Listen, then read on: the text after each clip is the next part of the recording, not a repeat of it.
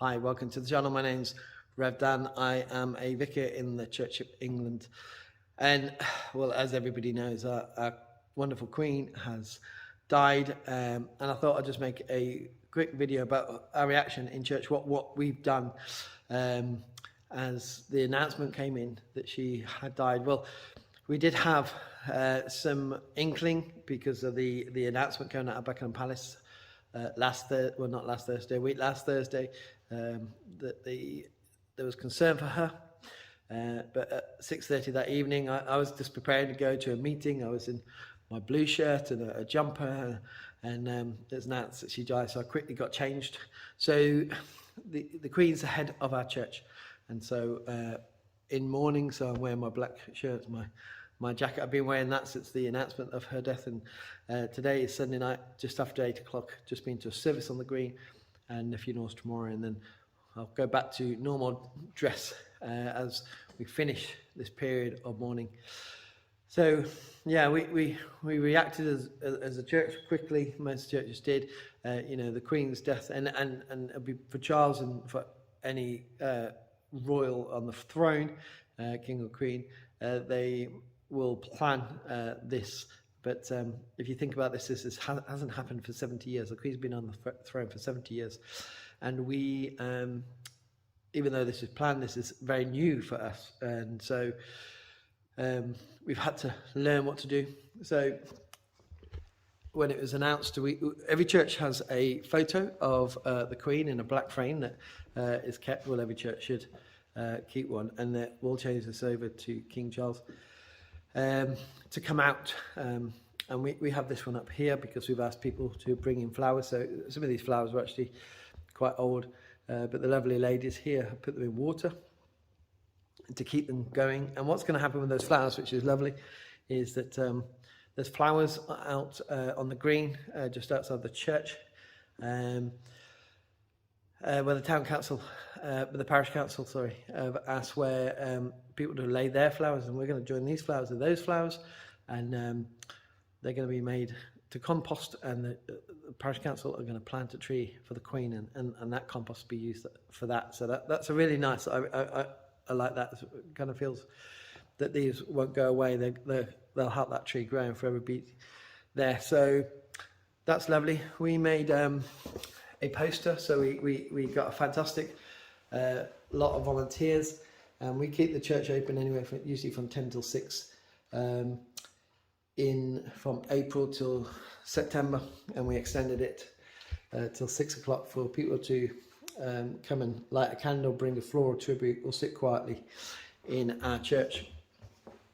So we had this area as a focal point up here, but we also made an area for a book of condolence. So there's a book of condolence in the library, and there's a book of condolence here in the church, which I think is right. Not everyone wants to come into church, so we've got people to light candles over there and sign this book of condolence. We actually got another photo of the Queen because we split them, and it's a nice focus as people were signing. Had that candle going all week. The candle was never burnt. Actually 10 days now, I think it is.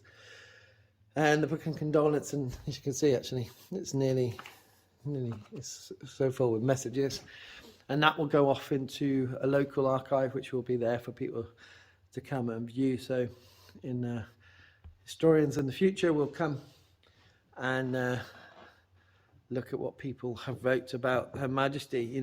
We've lived through her reign and what people have thought. So we've had the church open for people to come and sit and reflect. In this building is, and any church just lends itself to that quietness. And as a nation mourns, as a nation, the reaction, I had so many conversations. I sat here virtually for the first 2 days to keep the church open as the volunteers were being called in, and I had a lot of conversations with people coming in, and it's really affected people in different ways. Some for the loss of Her Majesty, for who she was. She's reigned for so long. Some because it brought up the loss of another one, a loved one for them, and because the Queen was such a figure and a grandma, to many people, and mother, that actually it's brought up other pain and memories, which isn't a bad thing, because grief that isn't dealt with can manifest itself in other ways. So that, in her death, she's still serving. So we've been open and offering to have conversations with people, and people just come and sit and reflect. And God's here as well. So what else we've been doing? We've got a flag up on our mast. It's not called a mast, I've learned that. It's a flagpole, but it's called something else.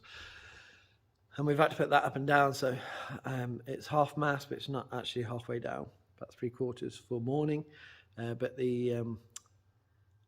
when King Charles was proclaimed king, the proclamation, it went up full height, full mast, all the way at the pole, should I say, and for the proclamation, and then it came back down for the mourning. We've changed our liturgical colours, so we were in green down there, and so we changed those for purple. Some got black, so it's a colour for mourning.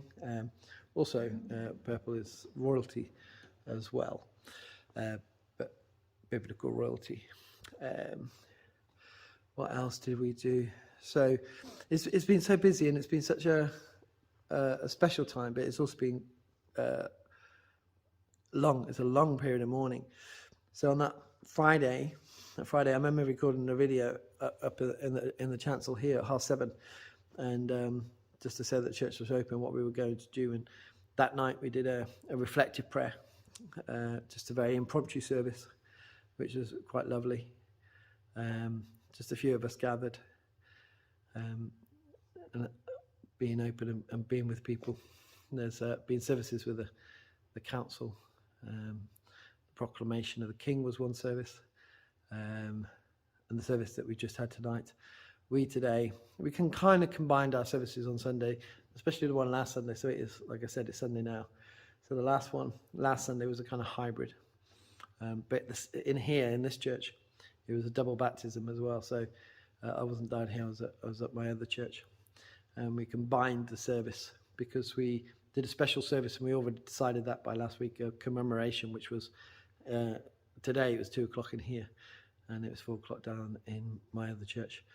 And so people came, and a lot of people came actually. We had about 65 people come to that, church people and non-church people, and that was it's a service of commemoration. It's more like like a vigil before the funeral tomorrow. So it was just coming together to sing hymns. There's Psalm 23 in there, to hear words, to pray, and I did a sermon as well about the Queen's life.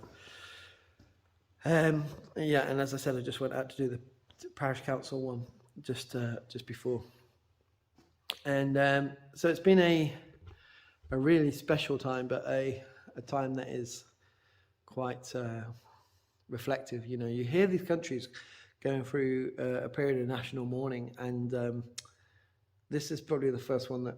Well, it is the first one that I've been through, and what it looks like, because you hear about it and you think what happens, and it's been. I haven't really watched the TV at all, to be honest, since the Queen's death, and I know it's been on. I've been aware of it, and I've seen things, like the videos online of the queue, and people like queuing for like 12.5 hours to go and see her coffin as she lies in state, which is absolutely phenomenal. It shows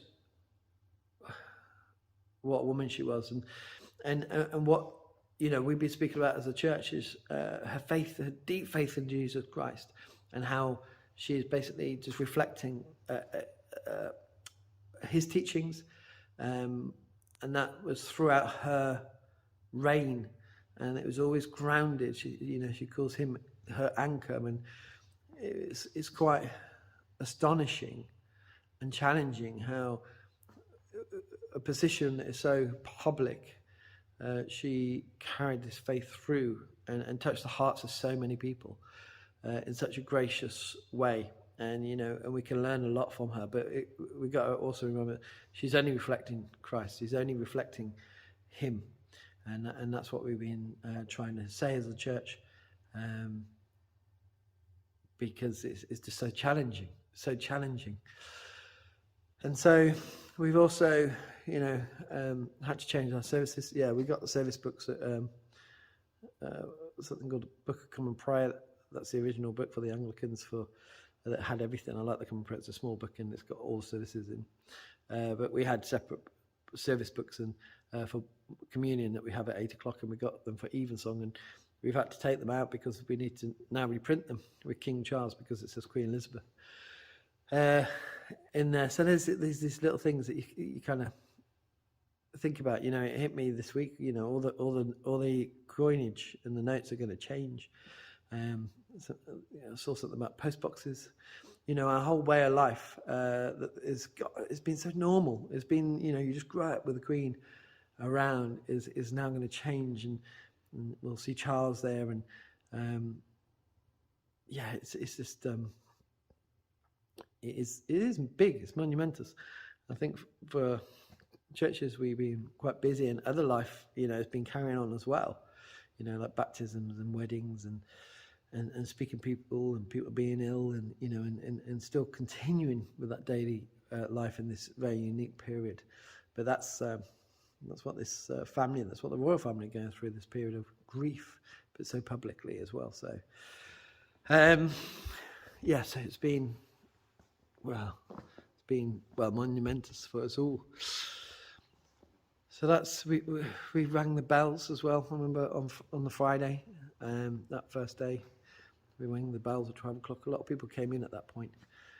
The bells are what we call muffled at the moment, so they're not loud bells. And it was strange this morning as coming getting ready for the service at 10 o'clock with the bells were ringing, but they were just muffled. They were not as loud in that, in that respectfulness for. Just to insert into the video here, we're also ringing the bells for the hour preceding the Queen's funeral. I was just sat in my office reading and I heard the bells.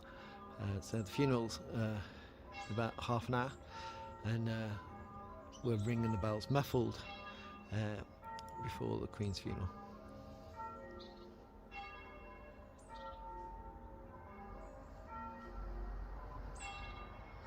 So everything just kind of changed, but tomorrow after the Queen's funeral, and the day after, coming out the day after is when we come out that morning, we'll return to normal, and we will have the King. And it's always, we're doing this hybrid thing. We're mourning for the Queen, but we're also, every time we sing the national anthem, we're singing it quite a lot.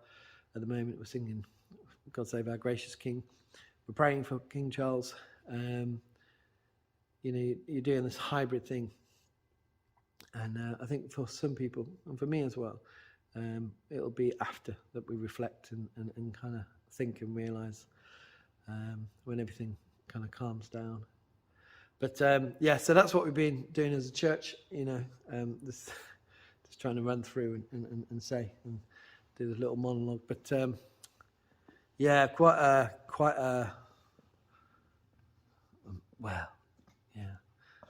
just monumentous occasion. And she had to die, and she lost to Prince Philip, her beloved husband, and last year. And we now know that they both were their faith with Jesus Christ, and that's the hope, and that's the hope we give. So it is an end of an era. This is the thing, but we know that she's with Jesus. We know that she, one day in heaven we'll probably speak, and she'll talk about her service. And this was my role and my service to serve Jesus Christ, and that was her very unique role. And we all have these very unique roles, and with the type of person she is, I can imagine she's just what was your role? What did you do to further the kingdom? And that's a challenge, isn't it? When someone like this passes, and these great people who have great faith, is to take their example and to, say, I want to live out my faith like those people did. So monumentous occasion. It's very honouring to take services as what Uncle, the rector of this church, to lead people in their mourning and in their grief, and to give them encouragement and the hope of the gospel of Jesus Christ. And we pray for Charles to have a long reign. That's for sure.